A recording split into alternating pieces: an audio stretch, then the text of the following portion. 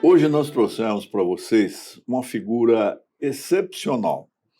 É o Dr. Zé Vicente, ele é reitor da Universidade Zumbi dos Palmares, membro do grande conselhão, o Conselho da República, um daqueles cidadãos que vão ajudar o presidente da República, os ministros a gerirem melhor a coisa pública. Muito obrigado, Zé Vicente, de se aceitar o convite aqui da Uniregistral.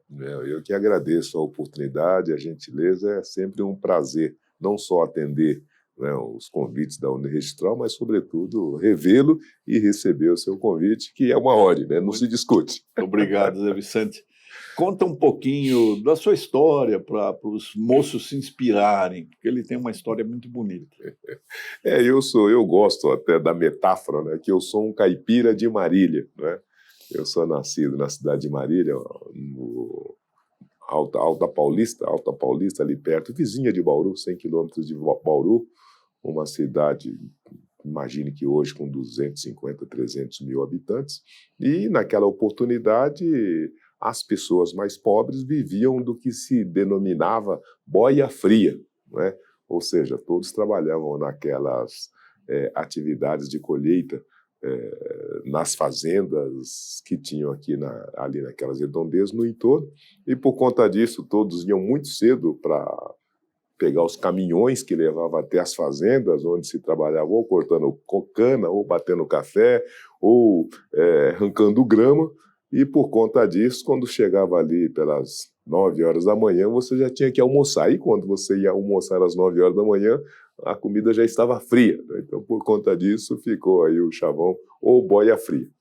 Mas, enfim, era então uma cidade pequena à época, era uma das poucas atividades laborais que estavam disponibilizadas para as pessoas simples, sobretudo para as famílias mais simples, e foi ali que eu iniciei o meu processo então, de qualificação profissional, porque os pais levavam os filhos, porque braços a mais sempre ajudavam ao final produzir, né, um retorno maior. Então comecei ali, a minha mãe ficou viúva muito cedo, nós éramos 6 irmãos, 3 homens, 3 mulheres, e ela, com os filhos, fazia esse trabalho da boia fria, e para não deixar os filhos nas ruas e também para ter os filhos ajudando a fazer um pouco mais de produção nas lavouras, então eu levava todos os filhos. Então foi ali que a gente começou, com todas as limitações, com todas as dificuldades, mas sempre com um sonho, que uma utopia que aqueles dias iriam acabar, que essa bendita dessa boia fria ia desaparecer da vida da gente, e com isso, em algum momento, poderia vir, né, para a cidade grande. Nós, meninos naquela época, tinha vontade de vir para a cidade grande, de vir para São Paulo, para ver as luzes, para ver todos os movimentos que a gente já ouvia pelos rádios e via pela televisão. E aí você veio para São Paulo? Pois é. Aí, no desenvolvimento, na progressão também de vida, minha mãe saiu da boia fria, foi primeiramente lavar roupa, depois trabalhar de doméstica. Com isso, os filhos e eu também saiu da boia fria. Aí comecei na minha tradicional caixinha de engraxate em Marília, e depois vender biscoito, vender limão, e ao final eu entrei numa banda marcial. Imagine, a cidade de Marília, tradicionalmente, tinha 4 bandas marciais, e os meninos adoravam a banda marcial, seja porque era possível, através da banda, visitar muitas cidades, né, porque tocava nas cidades da região, uma forma de você viajar, se divertir, e seja porque nessas bandas marciais haviam meninas, né, então eram mistas, então todo jovem que se prezava queria estar na banda marcial. Uniforme bonito. Uniforme bonito, tinha aquela disciplina, viajar, as garotas, enfim, era um ambiente muito, muito alegre, um ambiente de muita descontração.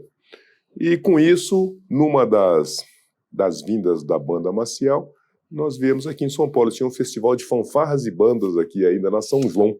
Como faz falta isso, não é? Senhora, Toda a cidade do interior tinha isso. De Jundiaí também tinha banda, tinha uma porção de atividades. Não havia ainda esse domínio da televisão, né? E hoje das redes sociais, né, Zé Vicente? Mas continua. Não, e eu enfatizo isso porque a banda marcial foi que permitiu, primeiramente, não só vir até São Paulo, mas, sobretudo, conhecer muitas cidades do país e participar. A banda, por natureza, exige aquela disciplina, né, um espírito de cooperação, exige que você se aprimore nos instrumentos, enfim. Era um laboratório de Qual produção. que era o seu instrumento, Zé Eu Vicente? tocava trombone de vara. Opa. Trombone de vara. Então, eu saía com o meu trombone por aí. E aí eu vindo e vendo São Paulo, aí eu me encantei. Falei, é para cá que eu vou, né, trazer o meu burro tão logo eu possa. Voltei para Marília, continuei trabalhando ali na localidade, e aí aconteceu um fato curioso, porque em algum momento eu estava desempregado, abri um concurso para a Polícia Militar, para a região. Eu fiz o concurso para soldado da Polícia Militar e, fazendo esse concurso, fui para São José do Rio Preto fazer a escola preparatória, 1 ano se preparando, e quando nós chegávamos ao final do curso e devia ir para Marília e região, veio, né, a surpresa. A surpresa, todo mundo vai para a capital, todo mundo vai para São Paulo. Então, eu, ao invés de ir para Marília, vim para São Paulo. Cheguei em São Paulo por, né, vias tortuosas, mas chegando aqui já tinha aquele desejo anterior. E com isso comecei como soldado da Polícia Militar, rapidamente virei cabo, depois virei sargento. Aí, como sargento, eu fui para a Justiça Militar, trabalhar como... Eu era muito bom de datilografia à época, então fui para a Justiça Militar trabalhar como escrivão de plenário. Como escrivão de plenário, andei pela Justiça Militar, fui para o Tribunal de Justiça Militar e, ao final, e concomitantemente a isso, eu ingressei na Faculdade de Direito de Guarulhos, Faculdade de Direito de Guarulhos, na Vila Rosália. E, em algum momento, eu terminei o curso. E como a Justiça Militar sempre foi uma justiça muito específica, especialista, poucas pessoas tinham ali os conhecimentos da sua rotina. Então, nem bem acabei o curso, comecei a ser disputado pelos advogados. Todo mundo queria que eu fosse trabalhar com eles, porque eu tinha bastante conhecimento do processo militar. E aí fiz isso. Saí da Justiça Militar e fui trabalhar, inclusive, com o Antônio Fernando Pinheiro Pedro, né? Um grande amigo, um grande companheiro. E aí comecei a carreira da advocacia, fiquei um bom tempo na advocacia, aí veio o bendito do Collor de Mello, entendeu? Que mandou dizer para todos nós que a partir daquele momento a gente só tinha R$50 na conta bancária. E aí quem pôde se segurar, segurou, e quem não pôde teve que se virar, literalmente. E eu, então, outra vez, com uma sorte muito grande, consegui ficar ali uns 4 meses, né, administrando aquela situação. Eu estava com um escritório já instalado, mas a situação ficou crítica, né? Acho que você se recorda, as pessoas se jogando dos prédios, uma situação terrível. E aí eu dei uma sorte grande, porque em seguida abri um concurso para delegado de polícia. Falei, aqui mesmo que eu vou, né, de novo amarrar meu burro, porque enquanto não termina essa confusão, eu fico um pouco mais tranquilo. Já estava casado, estava com filho e queria um pouquinho de segurança para a família.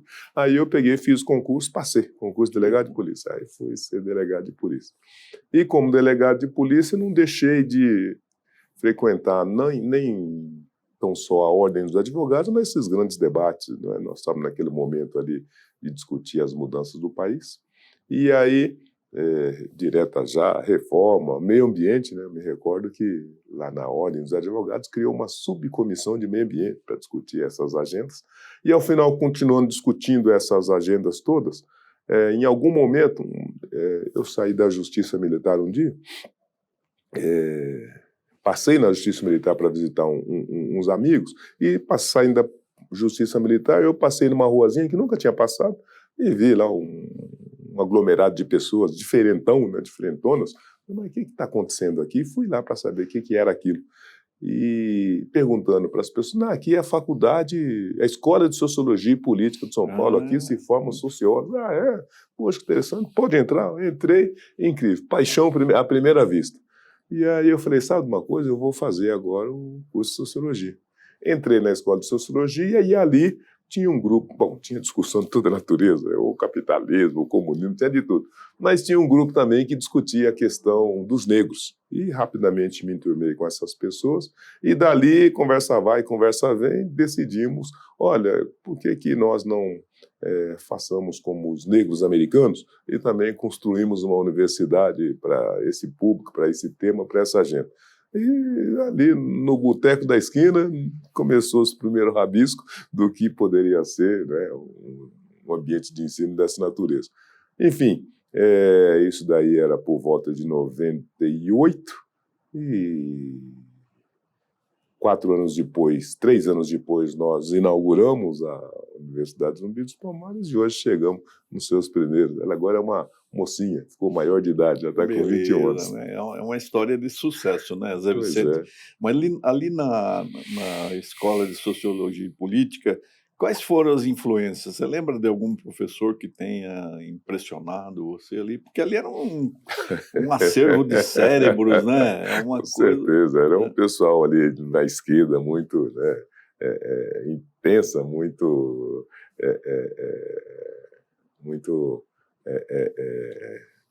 relutante, né, que eles questionavam ali o capital, o regime, questionavam tudo. Mas a cabeça fica fervilhando, né? Fervilhando. É um negócio fantástico. Mas eu me recordo que, naquele tempo, o Fernando Henrique era professor da Escola de Sociologia e Política. Meu Deus, Florestan Fernandes era o professor da Escola de Sociologia e Política. E o Florestan, em especial, não é? Foi ali que a gente bebeu, né? Foi na fonte de Florestan que bebemos essa água aí de tentar compreender essa trajetória do negro e, a partir daí, pensarmos... Porque a sociologia política tinha um lema muito significativo. Ele dizia, o sociólogo tem que fazer uma intervenção social. Então, vocês preparem a intervenção social que irão fazer, mas que vocês têm que fazer como vocês têm. Não é só escrever teoria, né? Ficar com diletantismo teórico, né? Ali eles exigiam que você propunha... Tem que impactar a realidade. Uma intervenção. Né? E aí, curiosamente, a grande questão na agenda negra naquela época era não só denunciar, mas constatar a não presença de negros no ensino superior, sobretudo na USP, na Unicamp, na Unesp, etc. e tal. E na Escola de Sociologia Política tinha muitos negros.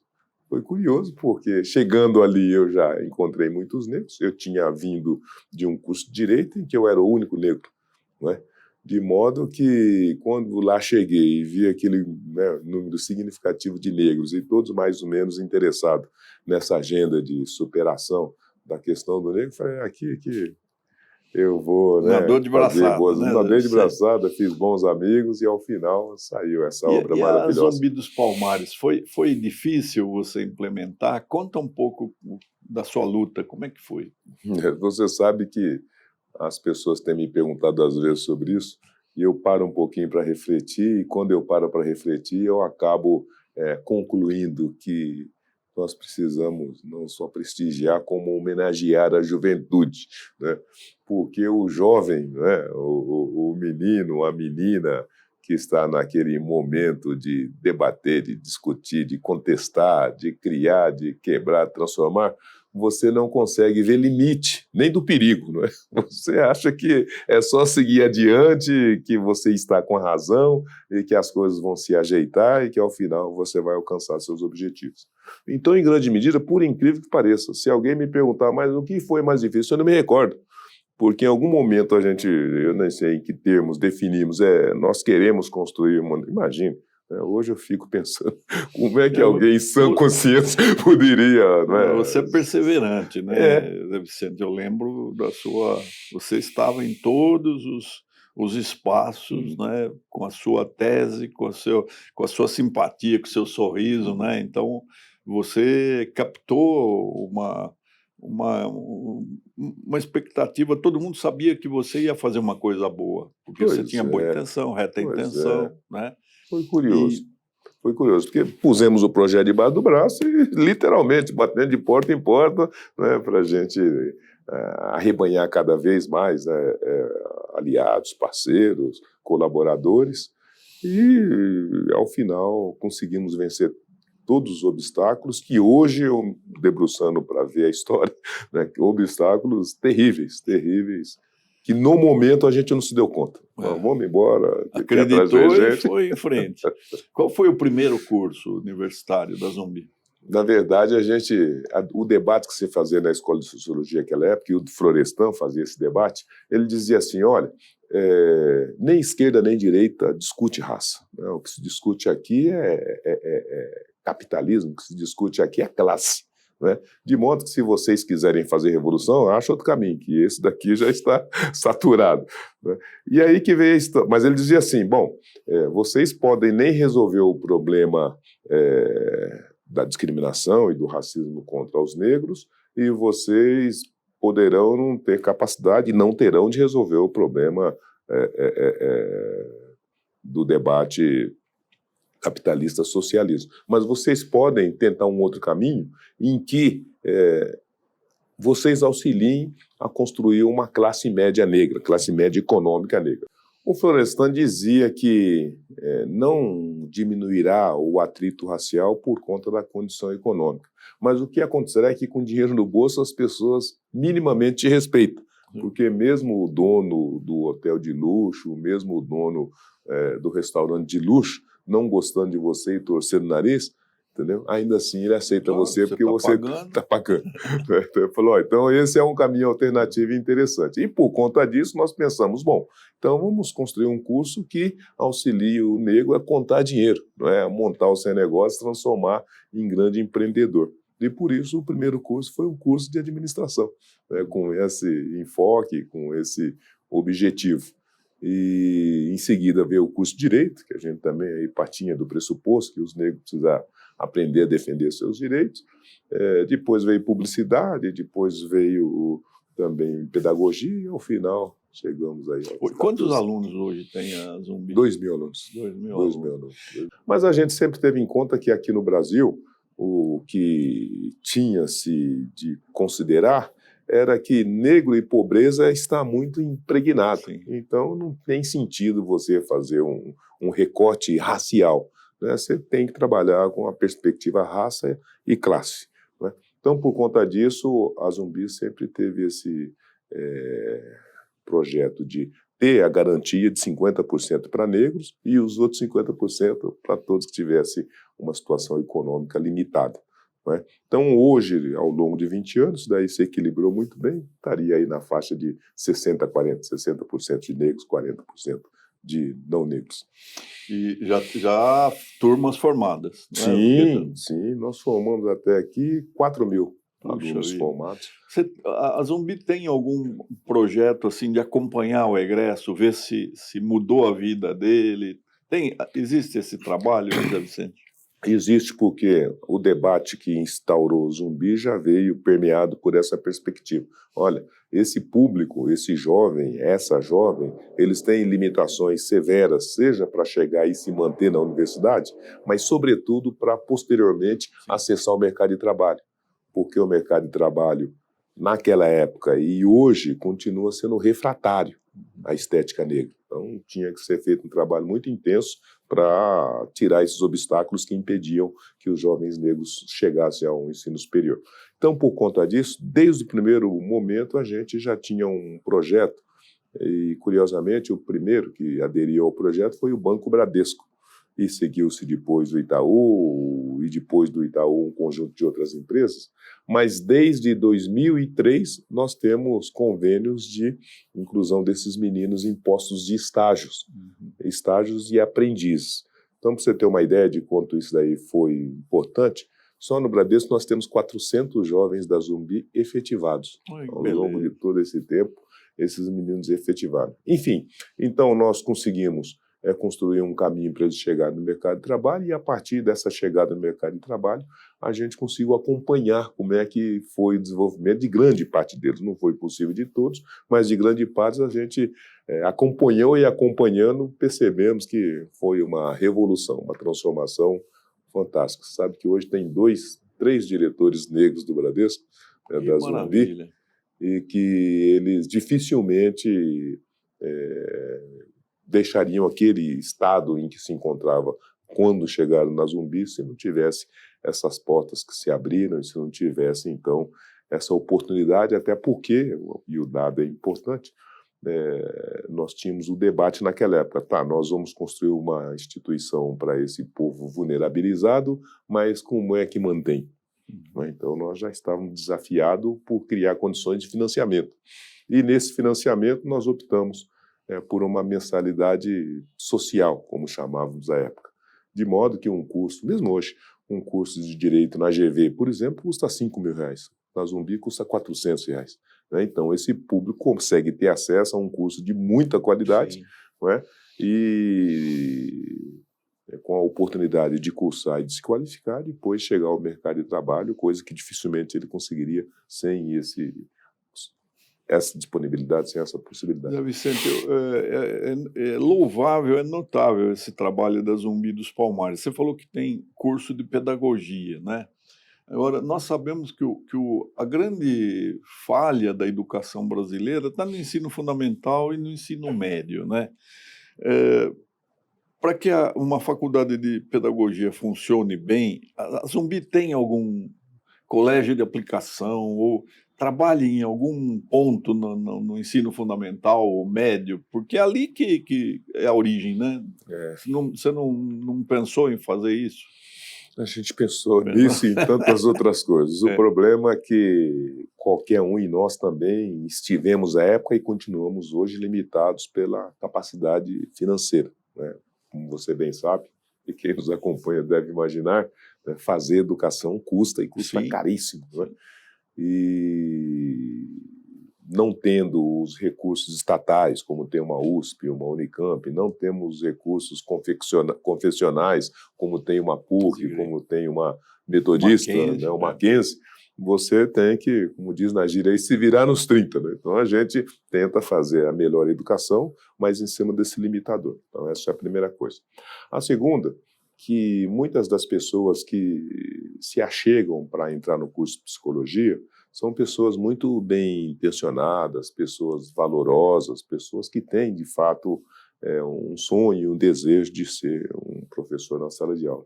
Mas o que a gente percebe é que existe que se chama aí de um gap, né, de trajetória histórica e pessoal, que essas pessoas têm poucas capacidades de se constituírem como um professor de qualidade lá na sala de aula.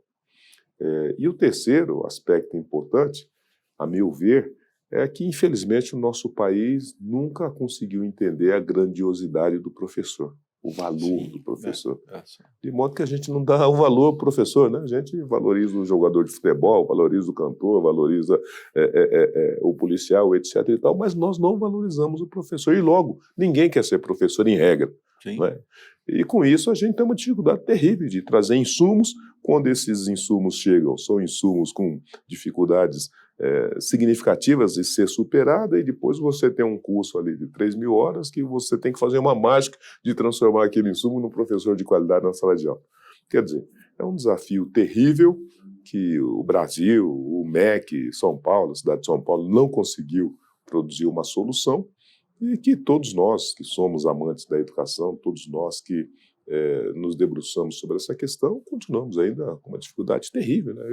Você está acompanhando, todos estão acompanhando. Olha, depois de 10 anos a gente conseguiu construir o ensino médio, agora a gente parou para refazer o ensino médio. Não é? É terrível isso, porque a ideia é excelente. Eu ajudei, porque naquela época que eu era secretário de Educação, isso se discutia. O Rocieli, que depois foi secretário aqui, era o ministro da Educação, substituindo o Mendoncinha.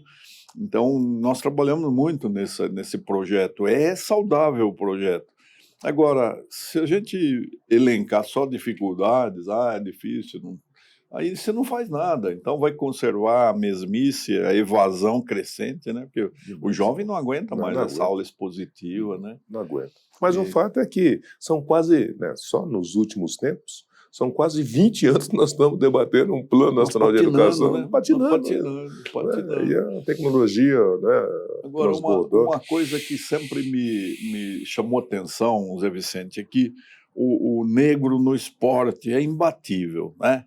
Você vê, assistindo aqueles jogadores norte-americanos aí, e mesmo aqui a gente vê que a mocidade cresceu muito. Você vê a estatura dos jovens de hoje, né? A Zumbi tem algum projeto, tem algum plano, alguma coisa para aproveitar essa vocação o esporte e incentivar a molecada? Você concordou comigo lá atrás de que produziria muito benefícios para o aprendizado, para a escola, para a interação, para a formação do jovem, se houvesse uma fanfarra e uma banda marcial. Eu incluiria isso o esporte. Sim. Né? Se nós tivéssemos uma vivência esportiva dentro da escola, além da gente transformar esse ambiente em um ambiente mais harmonioso, né, nós conseguiríamos também evitar até a evasão. Claro. Né? Porque tendo uma motivação adicional que, né, agregue, que incorpore esse aluno dentro de um corpo escolar, né, ele fica mais estimulado a se manter na escola, fica mais estimulado a deixar a escola, fica mais estimulado a deixar a escola. E mais ainda, pode-se descobrir, como se descobriu ao longo do tempo, talentos dos mais variados. Então, o nosso país, diferentemente, por exemplo, dos Estados Unidos, não valoriza, sobretudo, o esporte educacional. Né? Nos Estados Unidos, qualquer colégio meia-boca tem seu time de basquete, tem seu time de vôlei. As grandes universidades dão bolsa para os atletas, né? Chamam, porque é um fator a mais de prestígio para a universidade. O esporte americano, de base, é esporte universitário. O basquete que nós vemos aí são o esporte universitário, então financiado pelas universidades. Bem, então, junto com esse olhar de desvalorização para a educação como um todo, nós também não tivemos olhar de valorização do esporte educacional como uma ferramenta importante de melhora até do ambiente do aprendizado. Não é? E não avançamos. E você disse, olha, mas os negros despontam, né, com muita frequência, sobretudo nos Estados Unidos. Mas lá eles tiveram a oportunidade de usar esse talento que já é natural, entendeu? Para construir um caminho. Né, mas não é impossível fazer alguma coisa nesse sentido aqui, não? Não. Acho que é um passo natural. Não, ali, mas né? eu tenho insistido em duas coisas. Falei com o secretário de Educação atual, tinha falado com o Rocieli, falei agora com o Padula, né, e tenho insistido até para a gente contrapor a essa violência que chega pesadamente na escola, a gente precisa transformar essa escola num ambiente de mais companheirismo, de mais afeto, de mais cooperação, não é? E com um espírito de corpo que una os meninos. E não tem coisa melhor do que a fanfarra, do que a banda, do que a cultura, do que o esporte. Não, havia antigamente festival de teatro amador nas escolas, né? Festival de música, os alunos compunham. Então, a gente parece que hoje se entregou às redes sociais e fica satisfeito ali no celular. Não... Mas a escola esqueceu, a escola não tem dado atenção para essas questões que eu continuo achando preponderantes. Então, eu acho que o nosso esforço deveria devolver para a escola esse papel de ser um grande espaço, né, de estímulo você é membro cultural. do Conselho da República, né? Você sabe lógico que é um conselho muito grande, heterogêneo, mas eu acho que você tem condições de levar essas ideias. Mas a minha bandeira hoje é essa. Eu abri mão de tudo, eu quero fazer com que a escola seja um espaço de vida, de criação, de alegria, de satisfação, de aprazeramento. Não gosta de copiar tudo dos Estados Unidos, mas nos Estados Unidos, cada escola é um centro de convivência da comunidade. Né? Todo mundo frequenta a escola. Aqui, eu sempre fiquei muito angustiado com essa história da escola fechar no fim de semana. Né? Mesmo o movimento Escola da Família, havia resistência do governo, ninguém queria. Mas como é perigoso deixar as pessoas entrarem. Nós vivemos naquela sensação de medo em vez de formar esse ambiente que você disse, né? De harmonia, de convivência. Né? Outra coisa interessante que a gente tem feito já há um bom tempo e que eu acho que aí sim o governo, a iniciativa privada, alguém precisaria fortalecer, que é o papel das atléticas. Então a Zumbi tem atlética desde os seus primórdios e nós, no caso, temos basquete feminino e basquete masculino. Tem educação física lá? Não, ainda não. É um desejo. Educação física e enfermagem. São duas áreas muito importantes. Mas nós temos futebol de salão, temos basquete masculino. Aliás, nós somos bicampeão universitário da cidade de São Paulo. no basquete masculino e basquete feminino. Mas só para enfatizar que isso sempre foi uma preocupação, que isso auxiliou demais os meninos a desenvolverem seus talentos e que isso ajudou, inclusive, na manutenção do aluno. Ele não se evadiu, né? Pelo contrário, o espírito do esporte ele acolhe, ele abraça a todos e ajudou a construir um clima muito mais satisfatório dentro da instituição. Então, de novo, eu acho que uma contribuição do ensino superior para essa agenda da evasão, para essa agenda mesmo das hostilizações que tem no ambiente superior, não são poucas, é o fortalecimento do esporte. Um outro setor em que a Zumbi, não sei se já investe, porque nós nem conversamos antes, né, para preparar essa conversa, né, mas a gastronomia, porque veja que os negros trouxeram uma maravilha para a cozinha brasileira, né, hoje, e nós ainda não conhecemos.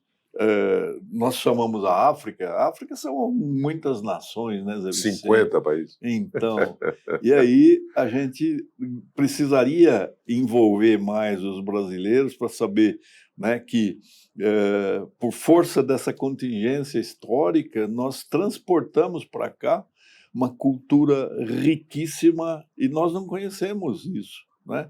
E a cozinha é um campo em que interessa a todos, porque nós precisamos nos alimentar, é gostoso se alimentar, é nutritivo, é essencial, e a África tem uma riqueza imensa, né? Não sei se a Zumbi tem curso de gastronomia ou não. Você sabe que sempre nos cobram isso. Olha, não vai ter... As pessoas... têm ou teriam interesse em conhecer a cozinha africana.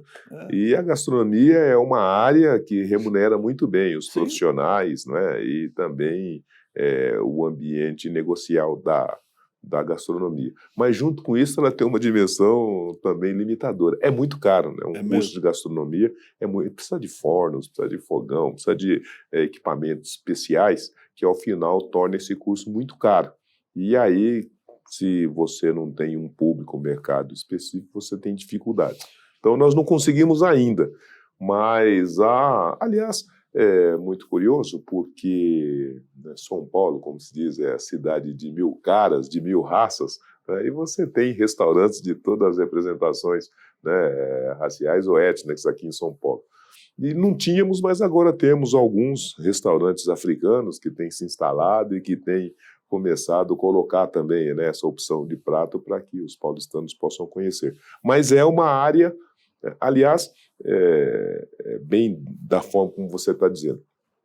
Logicamente que o negro pode e deve estar em qualquer espaço social que ele queira, em qualquer espaço empresarial que ele queira, mas ele pode fortalecer ou aproveitar a sua vantagem comparativa ou a sua vantagem competitiva. Então, se ele já tem essa disposição para o esporte, ele pode fazer disso, né, uma ferramenta de ascensão muito potente. A cozinha também é um lugar importante, as artes, enfim. Puxa, música. Música, né? Pelo amor de Deus, música, né? Então tem...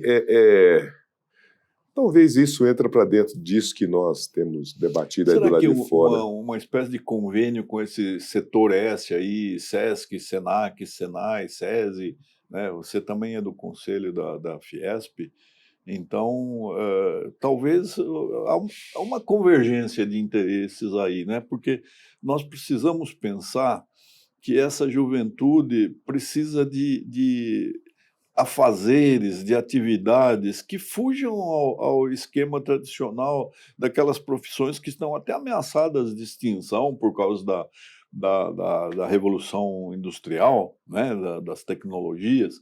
Agora, cozinha, esporte, arte, teatro, né, tudo isso que nós acabamos de falar aí, fanfarra, banda, conjunto musical, né, gastronomia, moda, isso é coisa que a máquina não vai poder substituir, né? De maneira alguma. Pois é, essa economia criativa de cada um desses setores, aliás, o debate que se faz, ou o debate que precisa ser feito, e em alguma medida é isso que nós queremos estimular lá no governo, no Conselhão, é de que essas agendas, que são agendas em que tem um campo muito vasto, né, de desenvolvimento, de apropriação, de construção, de criação e de geração de emprego, renda, o governo precisa estar dentro desse arcabouço de um plano para o país. Né? Porque nós estamos dizendo, olha, se nós já temos as belezas naturais, se nós já temos, né, todos esses talentos e inventividades, por que a gente não transforma isso num gerador de riqueza, gerador de oportunidades, etc. e tal?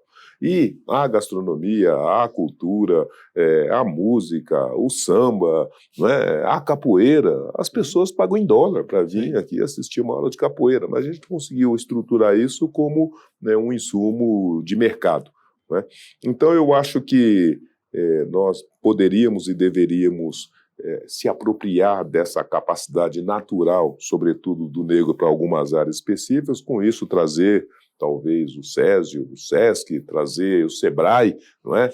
Colocar insumos, recursos, as tecnologias necessárias, e com isso fortalecer e auxiliar esses meninos caminharem para dentro de áreas que remuneram muito bem. Sim. A gastronomia internacional, local, paga e paga muito bem. Então, o Brasil é o país que mais oportunidades tem de atrair o turismo estrangeiro. Né? Hoje, todo mundo viaja e o que eles querem? Um país que não tem guerra, né? Vão para o Oriente, aquela ameaça, né? Vão para outros espaços aí, perto de guerra, vão para outro país que tem terremoto. Aqui não, né? Então a gente precisa investir pesadamente no turismo.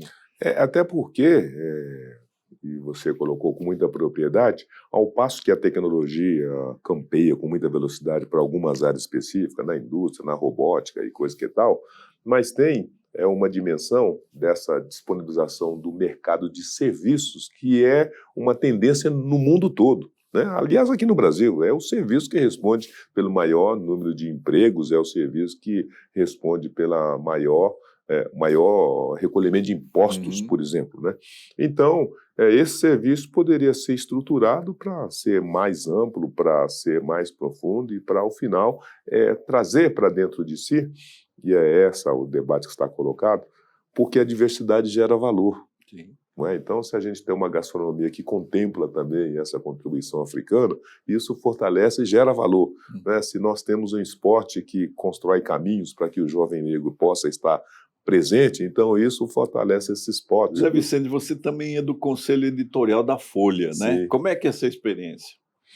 Olha, Naline, tem algumas coisas importantes e por isso que eu estou até feliz de estar aqui conversando com você, porque nós estamos, em alguma medida, fazendo um recorte do país nesse ato aí de 20 anos. Então veja você que e você estava dizendo aí das limitações proporcionadas pelo racismo, pela discriminação, por o negro com dinheiro ou sem dinheiro, né, as portas às vezes se fecham e a hostilização se apresenta. Mas o fato é que há 20 anos atrás, o que se reivindicava e o que se denunciava era um estado de um apartheid em que essa estética negra não estava em lugar nenhum. Imagino vocês que o que nos estimulou a pensar Zumbi dos Palmares era que os negros eram apenas 3% na Universidade de São Paulo, e desses 3%, 1,5% ainda eram negros dos convênios internacionais. Os negros dos países, né, africanos, nem era o negro brasileiro. E olha que coisa impensável. E naquela época, dos 5.000 professores da USP, apenas 3 eram negros. Então a gente se rebelava contra aquele tipo de coisa, mas como é que pode, num país de miscigenados, em que os negros são a maioria da população, você não ter negro na USP, na Unicamp, não ter na magistratura, não ter no judiciário, não tem lugar nenhum. E também não ter no veículo de comunicação. E mais, o negro, quando era retratado pelos mais diferentes canais e veículos, era ali na nota de rodapé ou, no mais das vezes, nas páginas policiais. Né? Fora disso, o cantor negro, o artista negro, enfim. E a gente fazia esse apontamento. E as discussões que se colocaram a partir daí foram discussões que transbordaram os mais diversos espaços sociais e fizeram com que todo o país refletisse e revesse, né, como é que estava sendo feito esse tratamento para essa agenda ao longo desse tempo. E disso resultou em mudanças fabulosas, né, em que a Zumbi já é a manifestação dessa mudança, mas, sobretudo, as cotas, né, seja nas universidades, seja as cotas no serviço. Com as cotas no serviço público, por exemplo, nós chegamos ao absurdo, né, de ter hoje mais de 100 meninos preparando no oficialato da Agulha Negra. Maravilha. Né? Um exército que teve 1 ou 2 generais, uma marinha que tiveram muito poucos oficiais, né? Uma aeronáutica que nunca teve um brigadeiro do Ar Negro. Agora a molecadinha está toda lá se preparando, mas também, né, os meninos chegaram na diplomacia. Agora nós temos diplomatas negros, nunca tivemos. Não é? Nós temos juízes negros, temos desembargadores negros, temos... Já tivemos ministros. Sim, sim, ministro do Supremo negro no tribunal, etc. e tal. Mas quando você vinha para conhecer como é que essa estética era apresentada externamente, publicamente, aí você ficava assim, simplesmente atordoado, porque é uma estética que não contemplava a negra e que, além de não contemplar, excluía a negra. Então a gente falava, olha, mas como é que é? Cadê o negro aí nessa matéria sua? Cadê o negro, a cultura negra? Cadê a religiosidade negra? Como você fala de todas as demais? E aí a questão que se colocou é o seguinte, olha, o ambiente de produção de comunicação é uma concessão pública e essa concessão precisa contemplar aqueles fundamentos da Constituição, que diz que ninguém pode ser distinguido, todos devem ser tratados igualitariamente. Disso veio uma série de transformações importantes e que hoje eu resumiria primeiramente nessa questão da Folha. A Folha de São Paulo, nos últimos 15 anos, o único negro que escreveu na Folha de São Paulo fui eu. Tanto é que eu construí 2 livros só com os artigos que eu publiquei na Folha de São Paulo. Eu e a Marilene Filinto. Com as mudanças provocadas por esse novo momento da vida nacional e mundial, então hoje nós temos 13 articulistas negros na Folha e temos um conselho de editorial que tem 2 negros. E ainda 2 negros e 3 mulheres. Então mudou. Né? As pressões, as transformações exigiram que todos os espaços mudaram e a Folha mudou. E aí tem um negócio muito curioso, porque um dia desse eu vi uma cena que dá bem a dimensão desse novo mundo, né? Esse admirável mundo novo que está em gestação, porque em algum momento no Jornal Nacional tinha um casal de negros apresentando o Jornal Nacional e entrou o Homem do Tempo. E, curiosamente, o Homem do Tempo também era negro. Então, em algum momento, as 3 personagens principais do Jornal Nacional eram negros. É uma coisa imponderável, porque o negro só aparecia nas manchetes policiais. E, para acabar de completar a situação, Naline, e não sou eu, é minha mulher que assiste a novela, eu só de vez em quando acompanho, mas se você, em algum momento, os amigos que estão nos assistindo, ligar a televisão hoje na novela das 6, das 7 e das 9 da Globo, vão cair duro. Porque em todas essas novelas, as 2 primeiras têm mais ou menos 50% de negros, os negros, um é médico, outro é doutor, outro é artista, outro é não sei o que lá. Não é aquele papel inferior, né, subalterno, o segurança, né? O marginal, a lavadeira, etc. e tal. E a novela das 9 de hoje, né, a mocinha da novela é uma mulher negra. Então, isso demonstra o quanto o país, primeiramente, deu conta de que tinha um apartheid informal e deu conta de quanto isso era prejudicial para todos e deu conta da mesma maneira que era preciso fazer a mudança. E por conta disso, então, para todo canto que você olha nesse país, você vê essa mudança. Você sabe que é curioso, porque uma discussão que se tem e que se tinha é, inclusive, no ambiente corporativo. Por quê? Porque nós temos aí umas 3.000 grandes empresas, entendeu? E nessas 3.000 grandes empresas você não tem negro de A a Z. Né? E aí as pessoas dizem, olha, mas nem no auge do apartheid americano ou sul-africano deixava de existir negros nas empresas. E aqui no Brasil, na democracia racial, você não tem negro no primeiro, segundo, terceiro escalão em 3.000 empresas. Ninguém conhece o presidente negro de uma empresa no nosso país, nem homem nem mulher, porque não existe. Né? E também não existem negros nos conselhos de administração das empresas públicas ou das empresas privadas. Bem, então, nas mudanças todas estão por aí, o Banco do Brasil, recentemente, nomeou uma presidenta autodeclaradamente negra e, além disso, as 2 mulheres que compõem agora o Conselho de Administração do Banco do Brasil são 2 mulheres negras. Então, essas exemplificações dão conta dessa mudança profunda que está em gestação no nosso país, dão conta desse novo olhar, esse novo tempo, e dão conta, então, do conjunto de oportunidades que nasce agora de um país que parece que decidiu, né, fazer o meia-culpa e assumir, né, a sua negritude, a sua miscigenação, e, sobretudo, cumprir com bastante propriedade a determinação constitucional, que ninguém pode ser distinguido pela raça ou pela sua cor de pele. Zé Vicente, eu acho que a sua mensagem aqui foi muito bonita, né? Você contou da sua dificuldade inicial, né? Que, aliás, é de 90% dos brasileiros. Sim. Saída de uma situação de muita rusticidade, simplicidade, pobreza mesmo, e galgando, né? Então, o Brasil é um país ainda que premia o esforço próprio, né? A vontade de se desenvolver, de se autoaprimorar. A educação ainda é um caminho muito importante que a gente não pode deixar de falar para os jovens, né? Eduque-se, né? Formal e informalmente. Hoje, o conhecimento nunca foi tão acessível e tão vasto, né? Você tem à disposição milhões, não são milhares, são milhões de obras clássicas que já estão em domínio público. Você pode pesquisar e ler coisas que você não conseguiria um tempo atrás. Você pode visitar as maiores bibliotecas do mundo. Você tem cursos gratuitos das melhores universidades do mundo. Então, ninguém substitui essa curiosidade, né? Essa vontade de aprender, né? Mas isso é o interruptor não está do lado de fora. O professor não pode ligar isso em você. Você que tem que descobrir onde está, né? É verdade. Então, você acha que com essa mudança nesses últimos anos, você sentiu redução no preconceito?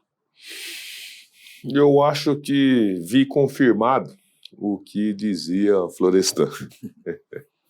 Ele dizia assim, olha, o preconceito, as intolerâncias é uma falha do caráter humano, de modo que seja branco, seja negro, seja amarelo, seja vermelho, todos nós somos intolerantes e todos nós somos preconceituosos.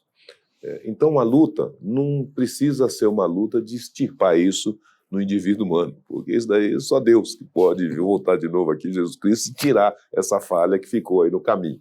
Mas o que nós podemos fazer é construir um ambiente em que seja mais tolerável, né, a diversidade racial, a diversidade estética, a diversidade social.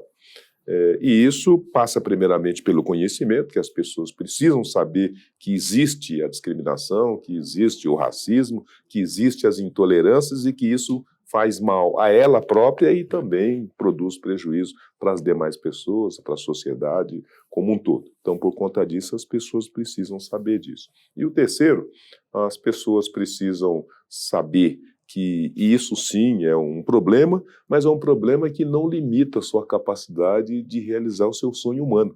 Né? Até que o racista está aí no meio do caminho, você atropela ele, eu vou embora que eu não tenho tempo para esse cara.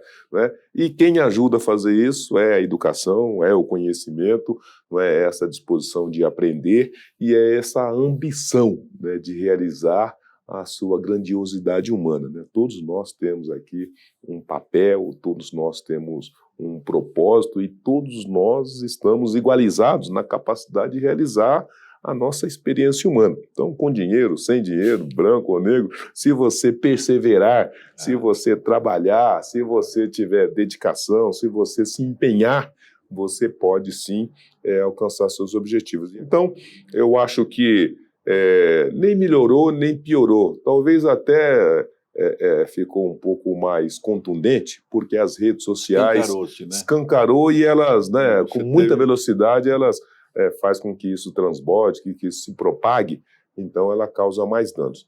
Mas eu acho que nem diminuiu muito, nem diminuirá muito, porque o o Brasil e o brasileiro não deu muita atenção para isso. Você estava falando, por exemplo, e o Mandela diz isso com, né, precisão. Olha, se alguém foi ensinado a odiar, ele pode ser ensinado a amar. Né? E o lugar de ensinar as pessoas a amar é a escola. Sim. E a nossa escola está tão conturbada com tantos problemas que não está conseguindo fazer o básico, né, que é de ensinar essa molecada a respeitar e amar o próximo. E nessa questão, também para tentar minimizar esses efeitos, o Ministério da Educação, o governo, a sociedade, produziu, né, a Lei da História do Negro e História da África, ou seja, um determinado conjunto de conhecimentos que devesse estar no currículo das escolas e, com isso, levaria as informações que ajudaria a mainar, né, este olhar de distorção, este olhar, então, de racialização que pudesse ter nessa formação do jovem. Mas, 15 anos depois, a gente não conseguiu fazer com que a lei pegasse. Ainda não conseguimos fazer com que ela chegasse com propriedade. Eu tenho notado, Zé Vicente, que pelo menos há um espaço maior para que você redescubra negros que foram importantíssimos na história do Brasil e que ficaram esquecidos, né? Então, André Rebouças, né? Francisco Glicério, Luiz Gama, né? Essas pessoas que, de certa forma, a história encobriu que eram negras, né? Hoje não, elas estão sendo realçadas, né? E vejo que a própria Folha tem feito ali uma matéria qualquer coisa, matriarcas, uma coisa assim, que contemplando mulheres negras que foram importantes em vários aspectos, completamente esquecidas. Algumas delas eu nem sabia que haviam existido. Então isso é importante também, né, para realçar o orgulho do negro por aquilo que ele fez na história. E quantas histórias anônimas estão aí que a gente precisaria redescobrir, né? Então, eu acho que, como existe um panteão dos heróis da pátria, né? A Zumbi tem condições de fazer, e eu acho que já faz isso nas premiações e tal. É um panteão dos personagens. Você sabe que nós estamos num momento muito rico e valoroso, porque tudo isso que você está falando está acontecendo, né? Quando nós, por exemplo, tínhamos que escolher um nome para nomear a nossa instituição que queríamos construir, nós não tivemos dúvida que o melhor nome seria Zumbi dos Palmares. Mas veja que coisa curiosa. O Zumbi dos Palmares, até 30 anos atrás, era tido e declarado como um rebelde sem causa, um marginal revoltoso, né? Político e social, e que, graças a ele, demorou-se mais para fazer um processo de reconhecimento e fortalecimento do negro. Aliás, não só ele, como todos os seus camaradas. E foi essa luta de reconstituição de Zumbi e todos aqueles que o antecederam como o herói que iniciou esse processo de fortalecimento da identidade negra, a ponto de nós sairmos, então, de há 40 anos com 37%, 38% de autodeclarados negros para chegar a 54%. O Brasil se redescobriu como um país multiétnico e, por conta disso, todo mundo assina embaixo, eu sou negro, né, na sua autodeclaração. E o Zumbi dos Palmares, que até então era um rebelde sem causa, era um marginal político, social, hoje ele virou herói nacional. Está lá no livro dos Panteões, o Zumbi dos Palmares como herói, e o dia da sua morte nomeia... É feriado aqui na capital de São Paulo, é feriado em mais 2.000 municípios, é feriado em 8 capitais, e Zumbi dos Palmares nomeia ruas, monumentos, avenidas, e nomeia, inclusive, instituições como a nossa. Ou seja, e depois dele veio também Luiz Amaim, né? Veio também o mestre Sala dos Mares, veio... ainda recentemente teve uma outra mulher negra que foi reconhecida como heroína, etc. e tal, mas junto com isso veio essa redescoberta desses grandes heróis negros, né? A Rua Teodoro Sampaio, a Avenida Rebouças, né? Tem o túnel Ademar Ferreira dos Santos. Então, aliás, teve uma coisa muito bonita, Naline, que o o prefeito Bruno Covas proporcionou para essa agenda, que ele, no seu terceiro ano de mandato, ele atendeu uma reivindicação nossa de que era importante destacar esses personagens, esses heróis negros, e ele nomeou, então, 12 escolas municipais com o nome de personalidades negras, inclusive Luiz Gama, inclusive Carolina Maria de Jesus, Luiz Melodia, enfim, tem um conjunto de escolas aí que tem o nome de personalidades negras. E ao final, uma notícia que eu não sei se você soube ainda, se você já soube ou não, mas nós tínhamos, a Zumbi dos Palmares, um desejo, dentro dessa perspectiva de fazer um inventário e divulgar essa trajetória e as contribuições do negro, nós tínhamos um desejo de termos um museu da história do negro. Não é? E agora, no dia 12 de maio, o governador Tarcísio de Freitas disponibilizou o imóvel, a antiga sede do Centro Paula Souza, onde vai funcionar, então, o Museu da História do Negro na nossa cidade. Parabéns, não sabia, não. Mas você está sempre junto a essas, né? Você é um lutador. Mas, olha, Zé Vicente, foi muito bom conversar com você. Eu acho que você até já deixou a mensagem para os jovens, né? Que eles têm que estudar, que eles têm que ir atrás do sonho, né? Um sonho é sempre possível quando você acredita nele, né? Você que tem que acreditar. Eu não sei se você quer deixar uma mensagem final para os jovens aí, ou se já valeu aquela, né? Talvez só reforçar, né, de que todos os jovens, todas as pessoas têm uma grande potência dentro de si. E essa potência precisa ser aprimorada, precisa ser rebuscada, precisa ser burilada.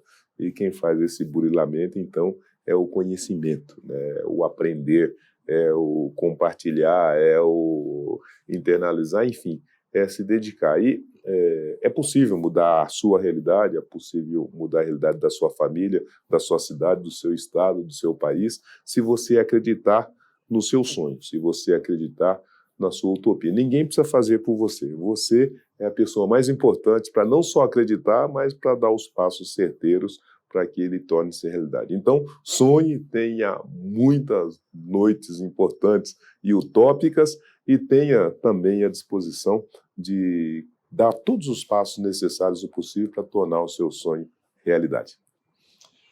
Muito bem, nós conversamos com o Dr. Zé Vicente, magnífico reitor da Universidade Zumbi dos Palmares, membro do Conselho da República, membro do Conselho Editorial da Folha de São Paulo, membro do Conselho Superior de Políticas Públicas Nacionais da Fiesp e outros tantos cargos que ele tem.